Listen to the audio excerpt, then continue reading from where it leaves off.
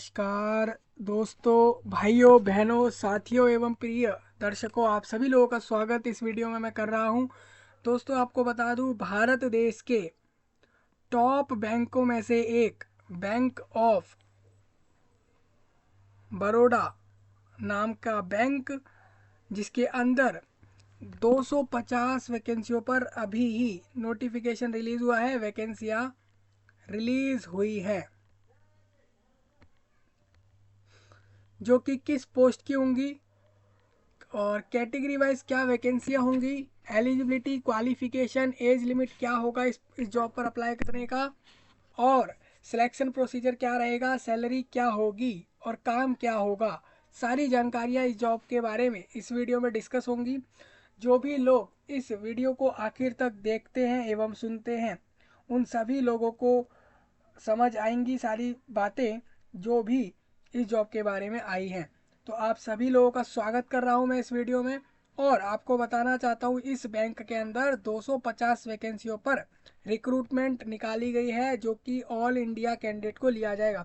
मतलब भारत देश के सभी लोग इस पे फॉर्म भर सकते हैं, चाहे वो किसी भी भारत देश के किसी भी कोने में रह रहे हैं, किसी भी जगह पर रह रहे हैं। सपोज आप मान लीजिए हरियाणा में रहते हैं, झारखंड, मेघालय, मणिपुर, किसी भी जगह पे भारत देश में आप सभी लोग फॉर्म भर सकते हो।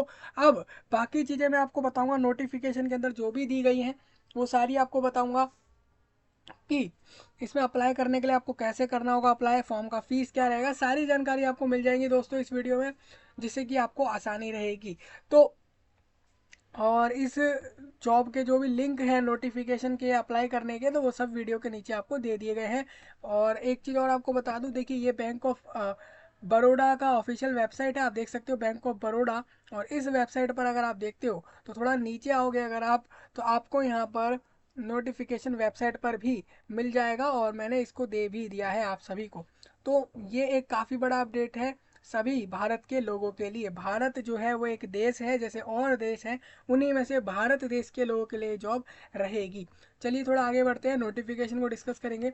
रिक्रूटमेंट ऑफ एक्स एक्सपर experienced professionals on regular basis in MSME vertical in bank of Baroda, यानी बैंक ऑफ बड़ौदा के MSME वर्टिकल के अंदर ये जॉब रहेंगी, ये रेगुलर पोस्ट रहेंगी, और ये एक आपकी क्वालिफिकेशन विद एक्सपीरियंस के साथ कैंडिडेट्स को लिया जाएगा। मतलब कि वो लोग जो इस पोस्ट की क्वालिफिकेशन भी रख रहे हैं, एक्सपीरियंस भी रख रहे हैं, उन्हीं को लिया जाएगा, जो कि बैंक ऑफ बड़ौदा के MSME वर्टिकल विभाग में रहेंगी vacancy. Join India's international bank for a challenging assignment. मतलब आपको बता दूं, ये एक आज के समय पे इंटरनेशनल बैंक है। अगर इंडिया की बात करें, भारत देश की, तो उसमें ये टॉप रैंकिंग करता है ये बैंक। और ये बैंक जो है आज के समय पर गवर्नमेंट बैंक इसको माना जा रहा है, क्योंकि 50% यानी 63% लगभग जो स्टेक है इस बैंक के, वो जो है गवर्नमेंट ऑफ इंडिया के, इस वजह से इसको हम गवर्नमेंट बैंक कहेंगे। ठीक है। हाँ, फॉर्म आपका कल कल से स्टार्ट हो चुका है, यानी कि 6 दिसंबर से, यानी कि परसों से स्टार्ट हुआ है, और ये 26 दिसंबर तक आप सभी लोग फॉर्म भर सकते हो। सिर्फ आपके पास 3 वीक का समय यहाँ दिया गया है। आप यहाँ पे देखोगे तो कैंडिडेट आर एडवाइज्ड कि वो वेबसाइट को करंट अपॉर्चुनिटी वाले सेक्शन में देखे, वहाँ पे उसको ये नोटिफिकेशन देखने को मिल जाएगा। जिसको वहाँ नहीं मिलता है तो वो वीडियो के नीचे से भी जा सकता है। अप्लाई करने के लिए कैंडिडेट के पास ईमेल आईडी और मोबाइल नंबर रहेगा, तभी वो अप्लाई कर पाएगा, और वहीं पर उसको सारी डिटेल्स मिलेंगे इंटरव्यू की डेट्स की, या जो भी जानकारी होगी जॉब के बारे में।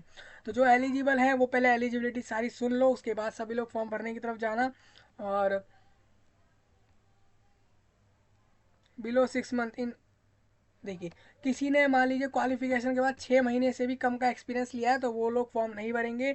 और candidate willing to serve anywhere in India should apply. जिसको ये इच्छा है, या जिसको ऐसा चाहिए कि हाँ भाई हमें इंडिया में कहीं भी भेज दो, हम इस जॉब के लिए जाएंगे, तो वही लोग फॉर्म भरें। सपोज आपको मान लीजिए आपको बोला गया, आपने वेस्ट बंगाल से फॉर्म भरा और आपको बोल दिया आपको इसके लिए आंध्र प्रदेश जाना होगा इस जॉब को करने, तो आप जाएंगे तभी आप फॉर्म भरें। यानी कि आप अगर भारत देश के किसी भी गली मोहल्ले ज़िले तक ये लोग भेजेंगे अगर जॉब के लिए, अगर आपको जाना पसंद हो तभी आप फॉर्म भरें। 250 वैकेंसियां हैं। 28 से 37 के बीच की एज वाले लोग फॉर्म भरेंगे, यानी कि जिन लोगों ने भी 28 कंप्लीट कर ली है एज और 37 से कम है वो सभी लोग फॉर्म भरेंगे। 250 वैकेंसियाँ टोटल दी गई हैं। सीनियर मैनेजर रहेंगे आप यहाँ पर बैंक में, जो कि MSME रिलेशनशिप नाम के विभाग रहेगा बैंक का, उसके अंदर। आपको बता दूं, अगर आप ग्रेजुएट है 60% मार्क्स के साथ, वो भी हर सेमेस्टर में, मतलब कि आपने अपना ग्रेजुएशन करा, सपोज मान लीजिए आपने बीकॉम करा, बीकॉम में मान लीजिए आपके हर सेमेस्टर में 65, 78, 90, मतलब 60 से ऊपर परसेंटेज रहे हैं, तो वो सभी लोग फॉर्म भरेंगे। जिनके टोटल परसेंटेज और इंडिविजुअली आपके सेमेस्टर वाइज और ईयर वाइज 60% से ऊपर वाले लोग फॉर्म भरेंगे अपने ग्रेजुएशन के साथ। और अगर आप ग्रेजुएट है तो आपका 8 साल का एक्सपीरियंस लिया जाएगा इस फील्ड के अंदर, रिलेशनशिप में या फिर क्रेडिट मैनेजमेंट में, preferably in MSME banking with any with any bank, या फिर आपने NBFC या फिर फाइनेंशियल इंस्टीट्यूशन से, इंडिया में किसी भी फाइनेंशियल इंस्टीट्यूशन से या फिर किसी भी बैंक से आपने अगर क्रेडिट मैनेजमेंट के अंदर आपने 8 साल का एक्सपीरियंस लिया है तो आप सभी लोग फॉर्म भर देना। जो लोग पोस्ट ग्रेजुएट, सपोज मान लीजिए आप MBA पोस्ट ग्रेजुएट, मतलब मान लीजिए आपने मान लीजिए M.Com कर लिया है और MCA कर लिया है, M.Tech कर लिया है, मतलब मास्टर्स कर लिया है, सपोज MBA भी करा है अगर मार्केटिंग एंड फाइनेंस में, या फिर कोई पोस्ट ग्रेजुएशन डिग्री है, तो वो लोग 6 साल के एक्सपीरियंस के साथ सेम फील्ड में अप्लाई कर सकते हैं। तो ये चीज़ें रहेंगी इसमें, आपकी क्वालिफिकेशन और एज के बारे में वैकेंसी आपको बता दी। अब रोल आप समझ सकते हो, to identify new business opportunities को आइडेंटिफाई करना, conducting customer outreach programs with MSME product basket to achieve set targets in terms of revenue and volume, strong sales and relationship management skills आपको होनी चाहिए। ये आपके काम रहेंगे, क्योंकि depending deepening relationship with existing and potential MSME clients, cross-selling of ancillary business to existing as well as new MSME customers, creating account plans for MSME borrowers along with opportunity income analysis. तो ये सारी चीज़ें आपके responsibility रहेंगी, मतलब कि आपको अगर यहाँ जॉब मिलेगी तो आप ये सारे काम कर रहे होंगे, जिसको ये काम आते हों वही लोग फॉर्म भरे। रिजर्व्स वैकेंसी में आपको बता देता हूँ। हाँ, जैसे कि मैंने आपको बताया कि इस बैंक के 60% से ज़्यादा स्टेक जो है वो गवर्नमेंट भारत सरकार के पास है, यानी कि आपको अगर टोटल मतलब बात करें तो 60% से ज़्यादा जो है इसके जो शेयर्स हैं वो गवर्नमेंट ऑफ इंडिया के हैं। इस वजह से ही इस बैंक में जो है जो इसमें जो रूल है वो रिजर्वेशन के भी मिल रहे हैं। SC ST में आप देखोगे तो 37 वैकेंसी SC की है, अनुसूचित जाति की भारत देश के, ST की 18 है, OBC की 67 है, EWS की 25 है और UR कैटेगरी की 103 है, यानी कि 250 में से बिना रिजर्वेशन वालों को 103 वैकेंसियाँ मिल रही हैं। बाकी डिसेबिलिटी वाले अपनी वैकेंसियाँ समझ लेना, सभी की यहाँ लिखी हुई है। डिसेबिलिटी वालों की 10 वैकेंसियाँ रहेंगी अगर आप देखो तो इसका जो है 2.5 हो जाएगा 1%, यानी कि आप ये देख सकते हो कि 4% डिसेबिलिटी वालों की वैकेंसियाँ दी गई हैं टोटल वैकेंसियों में से। बाकी आप देख सकते हो अनुसूचित जाति, अनुसूचित जनजाति, अदर बैकवर्ड कास्ट, इन सब के फुल नेम यहाँ पर दिए गए हैं। आपको बता दूं, अगर आप SC ST कैटेगरी से रहोगे तो आपको 5 ईयर एक्स्ट्रा मिलेंगे फॉर्म अप्लाई करने के लिए, यानी कि आप अगर 37 कंप्लीटेड नहीं हो, 37 कंप्लीटेड की बजाय आप अगर मान लीजिए 42 साल से नीचे हो, यानी कि आप 41 के हो, 40 के हो, आप फॉर्म भर सकते हो। सेम आपको 5 साल रिलैक्सेशन दिए जाएंगे। OBC नॉन क्रीमिलियर को 3 साल रहेंगे, डिसेबिलिटी वालों को 10 साल रहेंगे अगर वो जनरल से हैं, और डिसेबिलिटी वाले अगर किसी रिजर्वेशन से है तो उनको रिजर्वेशन वाला भी और डिसेबिलिटी के 10 साल एक्स्ट्रा मिलेंगे अप्लाई करने के लिए। तो सभी लोग अपने रिलैक्सेशन को रीड कर लेंगे, ये यहाँ पर सब पॉइंट दिए गए हैं। डिसेबिलिटी वाले चेक कर लेना कि आपकी कौन कौन सी डिसेबिलिटियां हैं जिसको एक्सेप्ट करके जॉब दी जाएगी।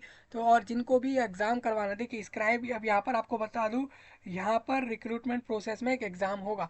उस एग्ज़ाम के लिए अगर किसी पर्सन को, डिसेबिलिटी वाले को, स्क्राइब को यूज़ करना है, स्क्राइब मतलब कि आप चाह रहे हैं कि आपकी जगह कोई दूसरा कैंडिडेट, महिला या पुरुष, आपका एग्ज़ाम लिख दे या कर दे, क्योंकि आप फिजिकल लिमिटेशन के कारण नहीं कर पाएंगे, तो ऐसे में आप स्क्राइब यूज़ कर सकते हो। उसके रिगार्डिंग ये पूरे पॉइंट दिए गए हैं, सभी लोग इसको रीड कर लेना।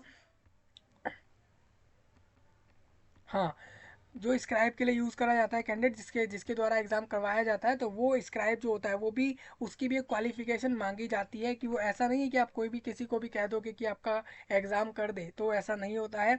और 20 मिनट हर आवर पर एक्स्ट्रा मिलती हैं आप लोगों को, जो लोग भी स्क्राइब यूज़ कर रहे हो या खुद अपना एग्ज़ाम कर रहे हो। अगर आप डिसेबिलिटी में हो तो आपको 20 मिनट हर घंटे पर एक्स्ट्रा मिलेंगी अपने एग्ज़ाम में।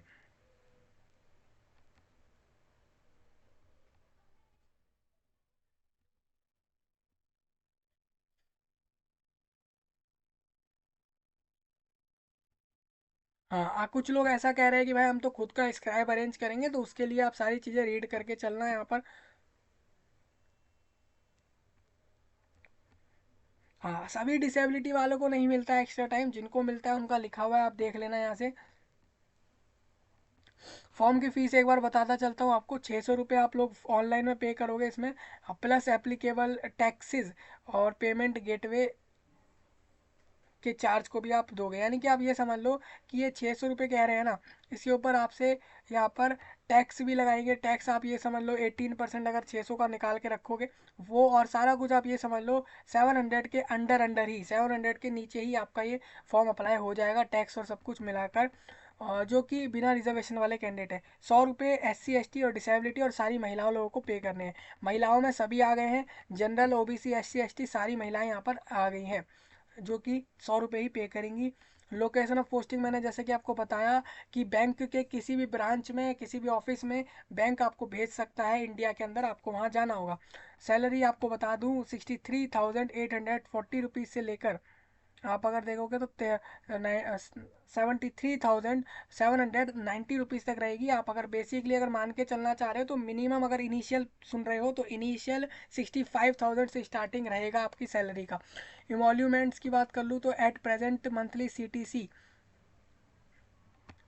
ये होता है कि कोई भी कंपनी या कोई भी बैंक आपके ऊपर, या कोई भी ऐसा ऑर्गेनाइजेशन अपने एम्प्लॉय पे कितना खर्च करता है, उसको CTC कह देते हैं। जिसमें आपका सैलरी भी आ जाता है, महंगाई भत्ता भी आ जाता है, घर का किराया भी आ जाता है, और इंटरनेट फैसिलिटी अगर वो दे रहे हैं तो वो सारी चीज़ें, तो जो भी कुछ वो वहाँ से मिल रहा है वो सारी चीज़ें आपकी आ जाती है CTC के अंदर। सैलरी और बाकी सब भी, वो सारा कुछ CTC को ही कहा जाता है। तो मंथली कंपनी अगर बात करें बैंक, तो आपके ऊपर 65,000 रुपये महीना तो खर्च करेगी ही सैलरी में। इसके अलावा वो आपको महंगाई भत्ता भी देंगे, स्पेशल अलावेंस भी देंगे, और हाउस रेंट अलावेंस भी देंगे, CCA, और इसके अलावा बहुत सारे पर्क और फ़ायदे आपको मिलेंगे, like benefits like quarters facilities. Quarter की फैसिलिटी भी मिलेगी यहाँ पर, मतलब कि क्वार्टर भी मिलेंगे रहने के लिए, इन लीव ऑफ HRA, और for officers conveyance, medical aid, LTC। और इसके अलावा आप देखोगे बहुत सारे फ़ायदे यहाँ पर आपको दिए जाएंगे। तो आप जो कि यहाँ पर देख पा रहे हो,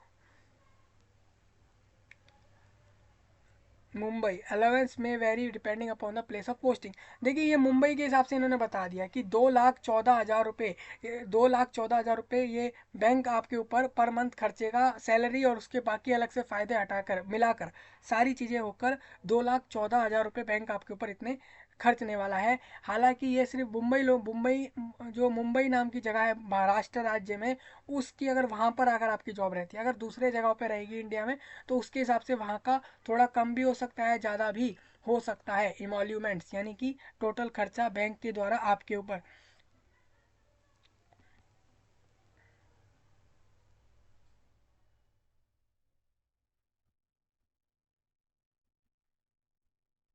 जो अप्लाई कर रहे हैं वो ये ध्यान रखें कि दे maintain a healthy credit history, कि उन्होंने अपने जो क्रेडिट आज तक अचीव करे हैं उनकी हिस्ट्री जो होगी वो कम से कम जो होगी वो सिबिल स्कोर 650 या उससे ज़्यादा ही होनी चाहिए जब आप ज्वाइनिंग कर रहे हैं। तो क्रेडिट सिस्टम जो लोग एक्सपीरियंस कर चुके हैं उन्हें पता होगा, तो उनका जो है 650 से ज़्यादा क्रेडिट रहेंगे तभी वो ये जॉब ले पाएंगे, तो इस बात का ध्यान रखेंगे। प्रोबेशन 12 महीने का रहेगा, मतलब कि पहले 1 साल पूरे आप एक आप टेम्परेरी एम्प्लॉय होंगे इस बैंक के, और 1 साल के बाद ये बैंक आपको परमानेंट कर देगा प्रोबेशन के बाद। सर्विस बॉन्ड में कह रहे हैं 3 साल आपको कम से कम जॉब लेने के बाद इस बैंक को अपने देने हैं, सर्विस देनी है। ये एक आपसे बॉन्ड साइन कराएंगे पेपर पे लिख के कि भाई आपको 3 साल हमारे यहाँ काम करना है, और आप अगर ये काम छोड़ते हो 3 साल से पहले तो आप 1.5 लाख रुपए हमें बैंक को दोगे इस बिहाफ पर कि भाई आपने जॉब तय करे गए समय से पहले छोड़ दी। तो ये एक इन्होंने बता दिया है, जो लोग 3 साल कंप्लीट कर लेंगे तो ये 1.5 लाख रुपए आपको वापस मिल जाएंगे, जिसको आप पहले अभी साइन करेंगे। एलिजिबिलिटी सभी को समझ आई होगी, इसमें मुझे लगता नहीं है। आपको क्वालिफिकेशन तो बता ही दी है, ऑल इंडिया से फॉर्म भर सकते हैं लोग। और बाकी यहाँ से कुछ पॉइंट जिसको भी देखने हो आप सभी लोग देख लेना।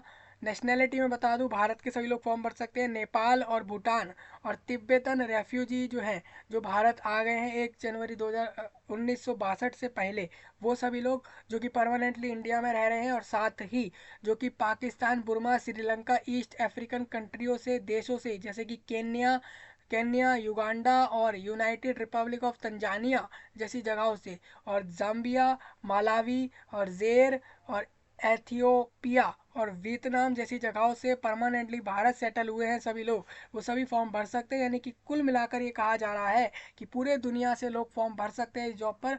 बस इतना ध्यान रखें कि दूसरे देश के लोग परमानेंटली सेटल्ड हो इंडिया में, और सेम देश के लोग सिटीजनशिप रखते हों, नेशनैलिटी सर्टिफिकेट रखते हों। सिंपल सिलेक्शन प्रोसीजर में मैं आपको बता देता हूँ, फॉलोड बाय ग्रुप डिस्कशन। यहाँ पे कह रहे हैं एक ऑनलाइन टेस्ट लेंगे, फिर साइकोमेट्रिक टेस्ट ले लेंगे, फिर उसके अलावा कोई अदर टेस्ट भी ले सकते हैं यहाँ पर, और ग्रुप डिस्कशन करेंगे या फिर इंटरव्यू कर देंगे, और इसके बाद आपको जॉब मिल जाएगी। यानी कि एक एग्ज़ाम, फिर उसके बाद एक इंटर, उसके बाद आपका साइकोमेट्रिक टेस्ट रहेगा, और इसके बाद इंटरव्यू लेकर आपको ये जॉब मिल जाएगी। इंटरव्यू का प्रोसेस ये कह रहे हैं, हम तभी डिसाइड करेंगे जितने नंबर ऑफ कैंडिडेट फॉर्म भर देते हैं। एमसीक्यू पेपर रहेगा ये या डिस्क्रिप्टिव रहेगा, हाँ वो सारा कुछ उसी पे डिपेंड करेगा कितने लोग फॉर्म भर रहे हैं। बैंक के पास ये राइट है कि वो किसी का भी फॉर्म कभी भी कैंसिल कर सकते हैं। अगर उन्हें लग रहा है कि हमें इस वाले कैंडिडेट को नहीं लेना तो वो कैंसिल कर सकते हैं। अब मैं आपको ये बताता चलता हूँ कि ऑनलाइन एग्जाम में होगा क्या। ऑनलाइन एग्जाम में रीजनिंग, इंग्लिश लैंग्वेज और क्वांटिटेटिव एप्टीट्यूड और प्रोफेशनल नॉलेज के 25 क्वेश्चन आएंगे। प्रोफेशनल नॉलेज जो कि सीनियर मैनेजर की जो पोस्ट पे अप्लाई कर रहे हैं उसके रिगार्डिंग आपकी सारी जानकारी होनी चाहिए। उसके 75 क्वेश्चन आएंगे 150 मार्क्स के। तो आप अगर देखते हो तो 225 में से 150 नंबर का डायरेक्ट आपकी पोस्ट की नॉलेज का एग्ज़ाम आएगा। 150 मिनट्स का एग्ज़ाम का टाइम रहेगा। हिंदी और इंग्लिश दोनों में इस एग्ज़ाम को दिया जाएगा, ये बात सभी लोग ध्यान रखेंगे।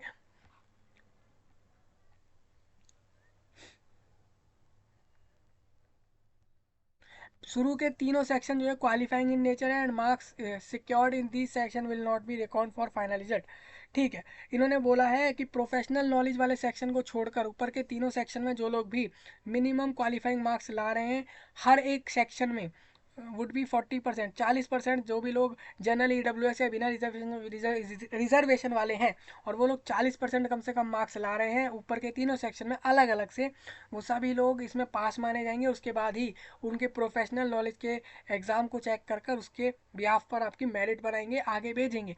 मतलब कि यहाँ पर मेरिट तो बनेगी प्रोफेशनल नॉलेज वाले एग्ज़ाम के बेस पर, लेकिन ऊपर वाले तीनों पास करने ज़रूरी रहेंगे। बाकी आप रिजर्वेशन वाइज अपने कट ऑफ देख सकते हो कितने मार्क्स के यहाँ बताए गए हैं।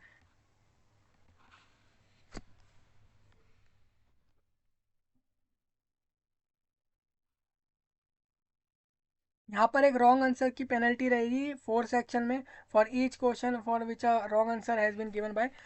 ठीक है, इन्होंने बोला है कि 0.25 मार्क्स नेगेटिव में काटे जाएंगे जो लोग भी गलत आंसर कर रहे हैं, क्योंकि हर क्वेश्चन जो है हम्म, तो ये कह रहे हैं कि नेगेटिव मार्किंग रहेगी। इस बात का सभी लोग ध्यान रखेंगे।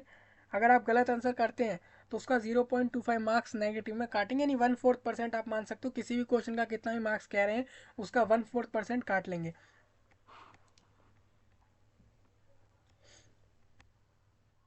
हाँ, अगर ये एग्ज़ाम के पैटर्न में कोई चेंज होगा तो बैंक ऑफ बड़ौदा चेंज कर सकता है।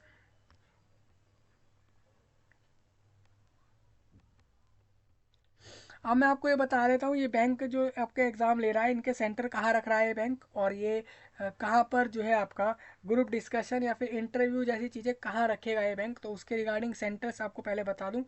ये आपका जो रहेगा अहमदाबाद, गांधीनगर, बेंगलोर, बरेली और बड़ौदा और भोपाल, भुवनेश्वर, चंडीगढ़, मोहाली और चेन्नई, देहरादून, दिल्ली एनसीआर और एर्नाकुलम, गुवाहाटी और हमीरपुर, हैदराबाद, जयपुर, जालंधर, जम्मू, कोलकाता, और इस तरीके से आपको जगह जगह के नाम दिख रहे हैं। मेरे को यहाँ पर जैसे आपको बता दूँ,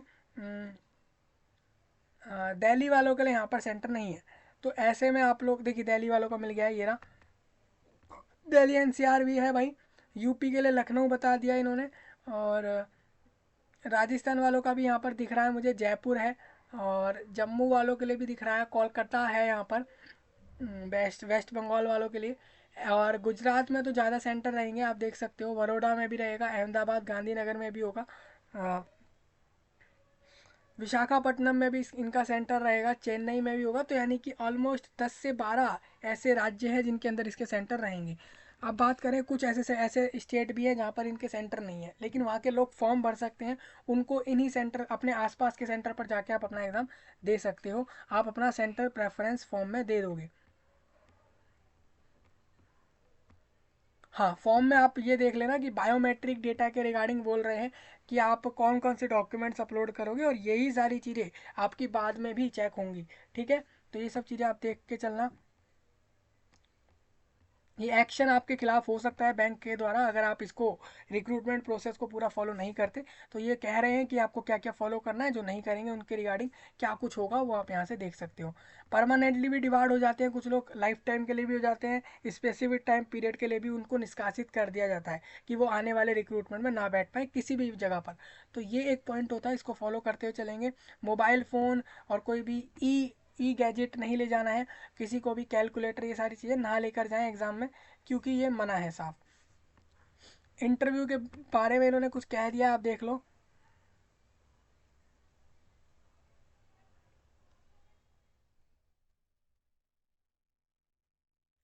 इंटरव्यू इस ऑनलाइन टेस्ट के बाद ही होगा। जो लोग भी मिनिमम मार्क्स ले आते हैं इस टेस्ट में, वो लोग इंटरव्यू के लिए शॉर्ट लिस्ट होंगे। बेसिकली उनका जो है साइकोमेट्रिक असेसमेंट करके एक टेस्ट रहेगा, फिर एक इंटरव्यू होगा, और उसके बाद आपको सिलेक्शन करके जॉब दे देंगे। ठीक है, उसके बाद एक मेरिट बना देंगे और कह देंगे भाई इन इन लोगों का सिलेक्शन हुआ है और आपको जॉब मिल रही है।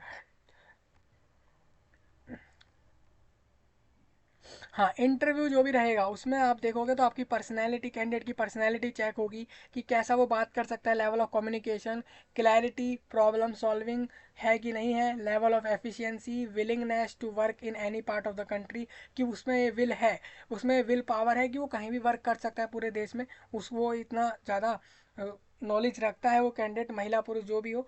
तो ये सारी चीज़ें चेक होती है, ये पर्सनैलिटी टेस्ट कह लो या फिर आप इंटरव्यू कह लो, उसको ही ये चीज़ें कहते हैं, जिसमें ये सारी चीज़ें आपकी टेस्ट होती हैं। जो लोग भी 60% कम से कम स्कोर करते हैं इस चीज़ में, वो लोग तो यहाँ से पास हो जाएंगे। अगर आप बिना रिजर्वेशन वाले हैं तो इस तरीके से रिजर्व वालों के लिए 55 रहेंगे। तो सभी लोग चेक करते हुए चलना है यहाँ पर जो भी दिया गया है। तो सभी को हर एक स्टेज को क्वालिफाई करना जरूरी है, इंटरव्यू भी पास करना आपका ज़रूरी रहेगा।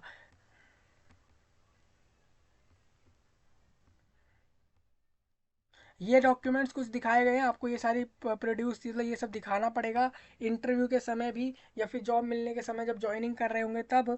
और इसके अलावा फॉर्म में भी इन चीज़ों को अपलोड करना पड़ेगा। ये सारी चीज़ें आपको यहाँ दिख रही होंगी, क्या क्या चीज़ें आपको लगानी है।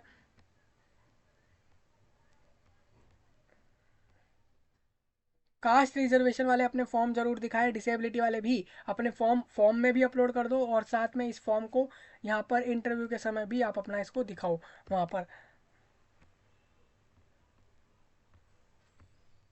फीस आपको बता ही दी थी, जनरल इन्फॉर्मेशन आप देख सकते हो, अनाउंसमेंट्स कुछ कह रहे हैं ये, इसको आप देख लेना। फ़ोटो साइन कैसे अपलोड होगा, क्या साइज़ रखा जाएगा उन डॉक्यूमेंट्स का जो अपलोड होंगे फॉर्म में, सभी चीज़ें आप यहाँ से देख सकते हो। अब मैं आपको बताता चलता हूँ, ये यहाँ पर एसटी और एससी कास्ट का फॉर्म रहेगा। ये सभी लोगों का इसी तरीके से का फॉर्म दिखना चाहिए, एससी एसटी वालों का। ये पूरा आप देख लेना। फिर ये ओबीसी वालों का फॉर्म है, ये डिसेबिलिटी वालों का है। जिनके पास फॉर्म बने हुए हैं वो पहले इनसे क्रॉस चेक कर लो कि आपके फॉर्म सेम मैच हो रहे हैं या नहीं। क्योंकि फॉर्म अगर अलग होंगे तो फिर वहाँ पे आपके लिए गड़बड़ हो सकती है। सभी लोग यहाँ से देखते हुए चलना है इस चीज़ को। ये ईडब्ल्यूएस वालों का फॉर्म रहेगा, आप यहाँ से देख सकते हो। तो सारी जानकारी मैंने आपको बता दी है, यहाँ पे डिसेबिलिटी वालों को भी बता दिया, सबको बता दिया है। सबका सिलेबस आपने देख ही लिया। वो जो सिलेबस आपको दिखाया गया ना पैटर्न, उसको आप ग्रेजुएशन लेवल तक का या पोस्ट ग्रेजुएशन लेवल तक का उन टॉपिक्स को रेडी कर लो। और जो सीनियर मैनेजर का पोस्ट है ना, उसके रिगार्डिंग आप देख लो कि पिछले साल या पिछली बार कैसे इनका जो है सिलेबस आया है, किस तरीके का पैटर्न फॉलो हुआ है, वही उसी उतना ही और उसका थोड़ा एडवांस लेके चलोगे आप सभी लोग, आपके लिए आसानी से जॉब निकल जाएगी। ये एग्ज़ाम निकल के आपको जॉब मिल जाएगी। तो यही सिलेबस रहेगा, और अगर कोई अपडेट आएगा तो वो आपको कर दिया जाएगा। तो हमने क्वालिफिकेशन, एज, सैलरी, बेनिफिट सारी कुछ चीज़ें कवर करी हैं। जिनको भी समझ आया है बहुत अच्छी बात है। अगर आप बात करो सीटीसी, अगर ये कह रहे हैं कि 2,14,000 पर मंथ ये आपके ऊपर सीटीसी लगा रहे हैं, तो इसका मतलब आप ये लगा लो कि ये 20 से 24 लाख रुपए हर साल आपके ऊपर ये बैंक आपके ऊपर खर्च देगा, sell with including of your salary, आपकी सैलरी के साथ। ठीक है, तो मेरे हिसाब से तो सही जॉब है। आपको अगर ये है कि इंडिया में कहीं भी भेज रहे हैं तो आप चले जाएंगे बेझिझक, अपनी बिना अपनी मर्जी के आप जा सकते हैं। आप यहाँ पर अगर आपको बैंक भेज रहा है तो आप लोगों को करना ही चाहिए। और एक चीज़ ये भी रहेगी कि बैंक आपको जगह जगह भेजेगा, तो इससे आप जो है एरिया वाइज चीज़ों को भी समझेंगे। तो ये सारी चीज़ें आपके लिए रहेंगी। एक्सपीरियंस वाली बात को ज़रूर ध्यान रखना, सभी लोग विदाउट एक्सपीरियंस वाले फॉर्म ना भरें, वो नहीं भर सकते हैं। ऑल इंडिया लोग फॉर्म भरेंगे और दूसरे देश के लोग भी, यानी कि पूरे दुनिया से लोग इस जॉब पर फॉर्म भर सकते हैं। कुछ एलिजिबिलिटी कंडीशंस को सभी लोग ध्यान रखेंगे। चलिए, ये सारी जानकारी आपकी हो गई है। कुछ ऐसा पॉइंट जो आपको लग रहा हो, नहीं समझ आया हो, कमेंट में ज़रूर बताइएगा। मैं आपको दिखाता हूँ ये अप्लाई करने का लिंक, और इसमें आप देखोगे तो click here for new registration पर क्लिक करके यहाँ पर आप अपना नाम डालो, फिर उसी नाम को कन्फर्म करो, और उसके बाद मिडल नेम डालो, कन्फर्म करो। उसके बाद सेम इसी तरीके से सारा कुछ डालना है आपको। मोबाइल नंबर देना है, ईमेल आईडी देना है, फिर सिक्योरिटी कोड डाल के आगे बढ़ना है। फिर ये आपको क्या करेंगे, मोबाइल नंबर पर या फिर ईमेल आईडी पर या दोनों पर ही एक ईमेल, आप उसको जो है ओटीपी भेज देते हैं, वन टाइम पासवर्ड होता है वो, उसको डालकर आपका रजिस्ट्रेशन हो जाता है। बेसिकली यहाँ से ये चीज़ें हो जाती हैं, बेसिक इन्फो यहाँ से कंप्लीट हो जाती है। उसके बाद आपका नंबर और ईमेल आईडी तो वेरीफाई हो जाते हैं, और इसके बाद अपना फ़ोटो साइन अपलोड होती हैं, फिर अपनी कुछ पर्सनल डिटेल्स, एड्रेस, नाम, जेंडर, क्वालिफिकेशन, ये सारी चीज़ें। फिर एक प्रीव्यू होता है फॉर्म का, डॉक्यूमेंट्स अपलोड होते हैं इस वाले सेक्शन में, 5 वाले में, जिसमें आपका फ़ोटो, साइन और कास्ट सर्टिफिकेट, ये सारी चीज़ें अपलोड होती हैं। और एंड में पेमेंट हो जाती है, और फिर फॉर्म सबमिट होता है, और इसके बाद आपके द्वारा फॉर्म का प्रिंट लिया जाता है। जो लोग इतना प्रोसेस करते हैं ना, उनका सक्सेसफुली सबमिट हो जाता है। तो इस तरीके से आप अप्लाई कर पाएंगे इस जॉब पर। अब अभी भी अगर किसी को कोई डाउट लग रहा हो, कमेंट में बताओ, और इस जानकारी को देश विदेश दुनिया भर तक फैला दो। स्पेशली भारत देश के एक एक लोगों तक पहुंचाइए। हरियाणा, झारखंड, उड़ीसा, मेघालय, मणिपुर, केरला, कर्नाटका, असम और वेस्ट बंगाल, और एक एक जगह पर। चलिए, आपसे मिलेंगे नए वीडियो में। तब तक के लिए आप सभी का धन्यवाद।